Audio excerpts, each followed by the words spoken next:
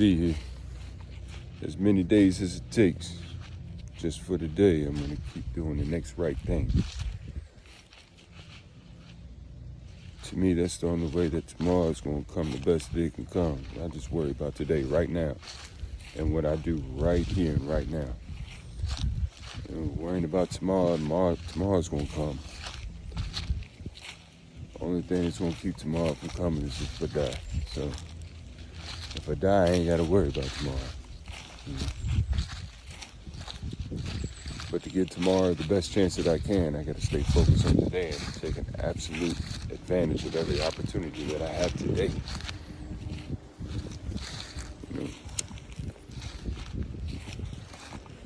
When you start adapting beliefs, going through things, and then adapting beliefs, sometimes we're so young when we go through things, we can't really help how we internalize it. It's just like you're at a lose-lose situation. You're growing with these beliefs, these thought patterns. You don't even really realize that it's wrong for some time, maybe, and before you know it, you can look up and 20 years has done went by, and you're like, light comes on, you're like, man, what the hell am I doing? Like you can grow up in an environment and hate everything that's going on around you. But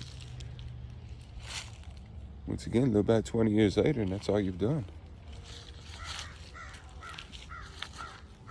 It's like, man, like how would I become so used to living a certain way or doing all these things when I know at one point in time that was the thing that I hated most in life?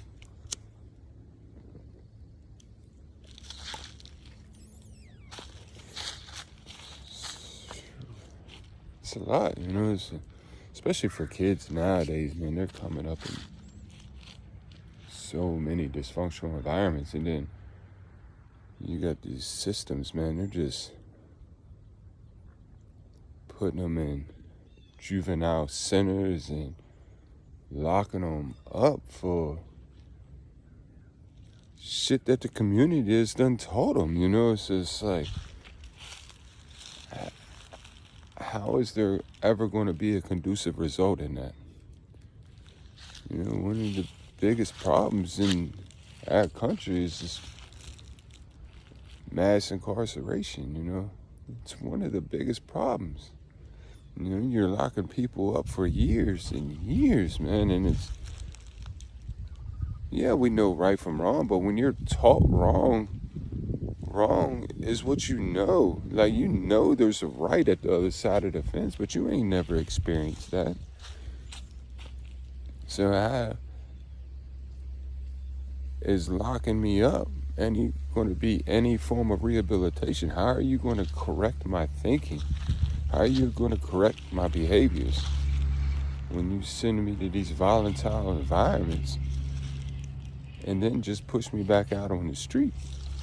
It's like, there's no winning that. And, there'll be more talks on how it's just a business, and, you got all these people making money off you being locked up now. It ain't about a rehabilitation, Nobody, you got people out there that's trying to help, but it's far more that's trying to make money off you,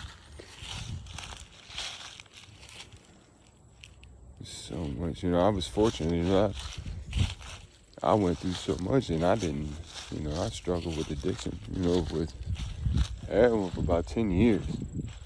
I found it later in life, But now you got kids that are coming up, both parents is addicts, and shit, you got youngins, man, they're fucking becoming addicts at early teen years now. It's so different, and it's troubling how, there's all these people that are speaking on crime and addiction, but they're not going to the root of the problem. They're just locking you away. Now you got all these enhanced guidelines for drugs, and I mean, like, really, what do you expect? people to be doing. You know, it's they're getting taught these things. You know, and you know, you hand somebody a 5-10 year sentence, and then come him home. You send him home, and he's in the same, or she, excuse me, is in the same situation, the same predicament, just 5 years older, and five years has passed out their life that they feel like they might have to make up for with the same attributes that they had when they went in. You know, it's a lose-lose situation unless, you know, there's more and more people start stepping up to help, you know. As many days as it takes. See you soon.